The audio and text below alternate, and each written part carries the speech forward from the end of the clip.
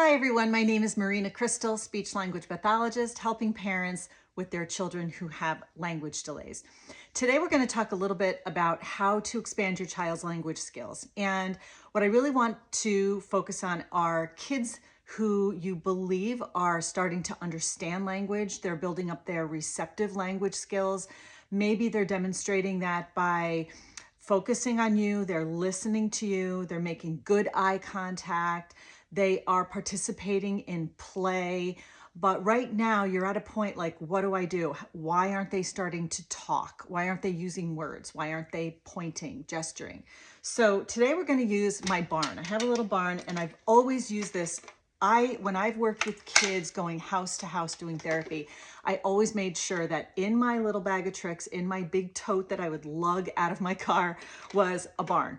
I always had bubbles, I had a barn, and I had a whole bunch of little toys. And I would sort of go with it. And I knew these kids. I would see them 2 or 3 times a week, and I knew exactly where they were at. So I knew what I was going to take out of my bag of tricks. But this was always in there. So you can do so much with things like this. We can open, we can label things, we can shut, and we can learn different concepts. So for the sake of today's video, we're going to talk about basic concepts. So if your child isn't talking yet, it's important that you don't use a lot of words. We don't want to say things like, okay, Joey, here's our barn. And okay, we're going to have the animal go in. In goes the cow. Okay, we're going to shut it. And oh, who's on the other side? We're not going to just keep doing tons and tons of talking. It just sounds like a whole bunch of word salad to the child. So what you want to be able to do is focus on just keeping your words and your sentences really short. So you want to use 1-2 word phrases and make sure that you have their attention. A lot of times it's really not difficult to know, like, my kid's not even attending, they're not having fun, they're not getting into this. And that's when you know it's time to transition. But to keep their attention, you really want to make it fun. And in order to make it fun, you need to look like you're having fun. So by doing that, you want to smile at them and you want to look like you're having a really good time. And you want to make sure that you're using sing-songy speech. And sometimes when you whisper, it's good to be like, oh, knock, knock, knock. Oh, who's inside? Should we look?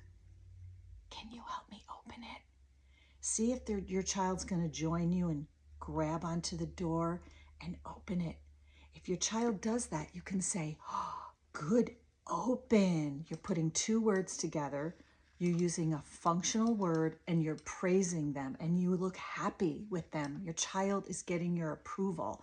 So they know they're doing a good job. Oh, mommy's happy, daddy's happy. They see me opening it. And they're learning a concept. Now you might want to label something that they see. Or if you don't have the sheep, or you don't have, I think I have a sheep in here somewhere. No. Let's say we're going to use the pig. Okay. So you don't have the actual animal in front of you. You can use a different animal, but I do have a pig. So I'm going to say, oh, look, there's a pig. Here's a pig. Can we put the pig in? In goes the pig, and I'm sing-songing. Good job, your turn. So I'm going to get the pig. I'm going to hand it to my child. You take the pig. They're following a 1-step direction. Your child takes the pig. You want them to put the pig in. You want them to follow a direction. So you're going to say, pig in, out, pig in, out, and hand them the pig. They don't want to do it. Mommy's going to help you. Take their hand, do it real quick. Sometimes a child will pull away because they don't want to do what you told them to do. They might pull away, but you're going to take their hand real quick. Oh, pig in, yay, you put the pig in. Shut the door, bye-bye pig. Pig's all done. Ready? Let's go to the next one. And we're going to do things like knock, knock, knock. Now already the child knows that you're happy with them. They followed your direction, and now they might be a little excited to make you happy because you got all excited. You praise them. They put something in. You're going to open, shut, open. Who's that? Horse. Now, I'm still keeping my words simple. I'm using 1 word. I'm putting 2 words together when I say, hi, horse. Hi, horse. And I'm waving. Maybe your child's going to wave. Say, hi, horse. horse. They don't wave, that's okay. You're demonstrating it. Hi, horse. Now, all of this is building up your child's attention, their eye contact, some turn taking, following directions, hearing 1 and 2 words. So their receptive language, their language bank is filling up.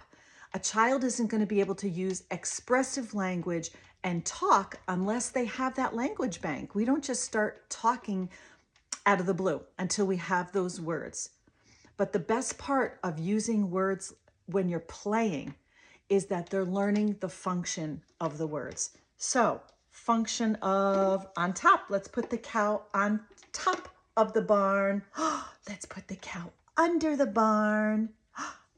On top, under. Ready? Oh, we're going to put the cow in. Now, if the child is bored with what you're doing, even though you're doing things repetitively, because remember, children need to hear things over and over and over again, 50 plus times before they learn that word. You're going to just keep doing it over and over again. A lot of times I'd be doing a session and a parent is like, I'm thinking to myself, repeating herself. This is kind of boring for me. Well, yeah, it's going to be boring for someone who has full language to listen to. But a child is, if they're engaged and they're attending, you're building up their language bank. So let's say, hypothetically, you're playing with your child and you're going to lose them at that point. Then you can say, all done with the farm. Ready? Help me put everything away. Is the child going to want to help you clean up? Usually not. You can engage them with a cleanup song. You can go grab a puppet. Let's say I've got my cow over here. I always used to have puppets because there's nothing better than having your cow talk or whatever puppet you have and you say, oh, ready, let's put it in the cow's mouth. Ready, I'm gonna let the cow eat the cow. Oh, all gone. And you're gonna give it to them and you're gonna have them put the cow in and maybe make the cow put it away in the barn. Or you have a bucket. Ready, let's put it in. Good job. Can you feed the cow the sheep? Put the sheep in the cow's mouth. Ready? Let's put it. Yay! And so you're going to make a big deal out of it, but it's fun. This is a fun way to clean up your toys. Again, you're doing you're putting it in the bucket. Your child is following directions. They're helping you put things away. And maybe this activity is going to take the whole 8 minutes that this video is, but you spent 8 quality minutes with your child, receptively building their language, following directions, attending, using eye contact, turn taking, all the good stuff. So if your child's not talking and you want to start to be able to start small using those 1 and 2 words, grab a barn, grab a little house, get a cardboard box, cut open little doors. You don't even have to buy a toy and open and shut it. You can start to begin to fill their mind with concepts. And just remember that every step, no matter how small, is a victory worth celebrating. I hope this helps. You can DM me with any questions you have, put any questions in the comments, because your questions will drive my videos. I'm going to know exactly where to help you as long as you keep bringing those questions to me. God bless. Have a great day.